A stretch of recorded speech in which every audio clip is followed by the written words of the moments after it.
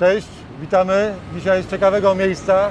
Pogoda kiepska, ale atmosfera gorąca, bo jesteśmy w porcie kontenerowym w Gdańsku. Jesteśmy tu z kolegą panem Andrzejem, cześć, Tomo, który nas oprowadzi troszkę po porcie. Z tego co widzimy za nami, kombajny nasze. I tutaj zdziwienie, bo pierwsze filmy, które widzicie z kombajnami, to były kombajny w kontenerach, rozłożone w klapkach, w 2 kontenerach. A tutaj przypłynęły całe kombajny. I właśnie kolega jest odpowiedzialny za rozładunek i o to, żeby te kombajny przyszły w jednym kawałku do nas nienaruszone. Proszę nam opisać w sumie, co trzeba zrobić, żeby wypakować ten kombajn. Ogólnie jak widać w filmie, kombajny są dość szerokie, są gabarytne, wystają poza obrys kontenerów, więc takie standardowe unosy mogłyby w tym przypadku się nie sprawdzić. Dodatkowym faktorem takim dość utrudniającym sprawę jest to, że one nie są wyposażone w żadne dedykowane punkty unosu. Dlatego, żeby móc taki kombajn ściągnąć, postanowiliśmy go podstawić 2 wozami. Jeden wóz 8-tonowy, tak jak widać ten niższy, który jest w stanie przy odpowiednim przedłużeniu i przy odpowiedniej dźwigni wyciągać tego typu zadania. To jest wóz specjalnie przystosowany do tego typu akcji. Zaraz za nim większy wózek, on jest w stanie podnieść 18 ton. Tak jak widać, kombajny są skonstruowane w taki sposób, że cały ten ciężar, cały ten silnik jest z przodu, więc to główne obciążenie idzie tak. na ten większy wóz.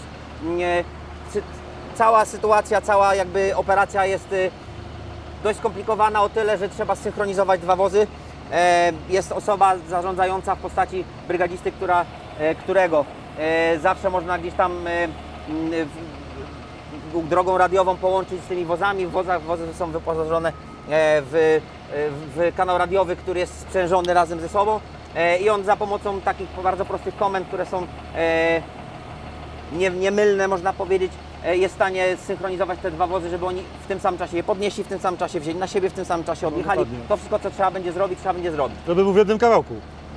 Tak jest, można tak powiedzieć, Są to 2 wozy, ale na ten czas tej operacji jest to jeden organizm. Także koledzy są przystosowani do tego typu akcji i to jest nie pierwszyzna dla nas. W porcie zajmujemy się różnego typu takimi skomplikowanymi przykładami Nietypowe. przeładunków. Tak jest, to zdarza się. To jest oczywiste, że gdzieś tam załadowca nie specjalnie ma na myśli tych rozładujących, coś tam zapakuje. My sobie z tym radzimy na nasze jakieś tam skomplikowane bądź mniej skomplikowane sposoby. Ale jeszcze nigdy nie było tak, żebyśmy sobie nie poradzili. Kwestia odpowiedniego doświadczenia, kwestia odpowiedniego podejścia, kwestia tej osoby, która potrafi tym zarządzić i gdzieś tam potrafi sobie to wszystko zsynchronizować.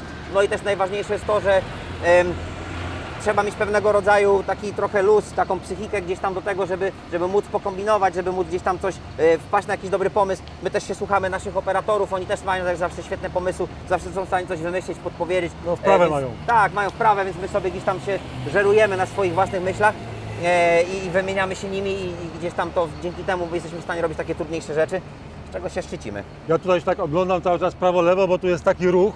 Na terminalu się wszystko rusza, tu ciężarówki, tam pociąg, Niesamowite.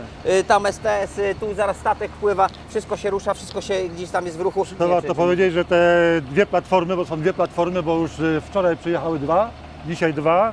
One przypłynęły na statku wielkości 400 metrów długości plus minus 50 szerokości. Właśnie byliśmy niedawno zobaczyć przed chwilą te statki, no więc generalnie stanęliśmy przed ścianą i właściwie cały świat był zasłonięty, nie? Tak, nie było nic widać przez ten to jest statek. zdecydowanie pływające miasto. Tak. Tam jest tych kontenerów tyle, jest w tysiącach kontenerów. No. Załogi jest mało, bo to jest wszystko bardzo mocno usystematyzowane i gdzieś tam zautomatyzowane. Tego typu porty, taki statek nie jest w stanie się sam rozładować, więc on wpływa do tych takich najbardziej wyselekcjonowanych, dużych portów, które są w stanie to ogarnąć. Żeby móc to ogarnąć, potrzebne są odpowiednie dźwigi, które są odpowiednio wysokie, odpowiednio szerokie, No właśnie gdzieś 100-metrowe prawie. zasięgiem. Tak jest, to są potężne konstrukcje, zresztą widać w każdym Wszędzie widać dźwigi. to widać dźwigi. W każdym punkcie Gdańska można zobaczyć dźwig. Te wyższe są już okratowane biało-czerwoną kratownicą już dla ruchu tego lotniczego, więc to muszą być naprawdę wysokie konstrukcje. W tej chwili najwyższe w Gdańsku, a nie wiem, czy nie najwyższe w Polsce. Co ciekawe, to ten statek zabiera 24 000 sztuk kontenerów. To jest po prostu niewyobrażalne. Ja nie wierzyłem, że to można zrobić, dopóki nie stanąłem dzisiaj przy tym statku i zobaczyłem, jaki on jest duży. To te kontenery wyglądają jak klocki Lego na nim, takie malutkie. No wrażenie jest niesamowite po prostu, nie? Tak, Przejdźmy tak. może z tyłu, zobaczymy jak wygląda, bo na tej platformie nie tylko się mieści kombajn, ale także header od razu. Tu akurat jest puste miejsce, bo tu był header, tu leżał header, stoi tutaj na ramie odpowiedniej.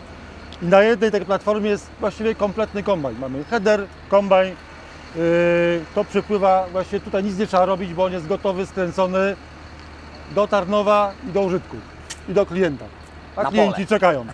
czekają. Od razu na pole.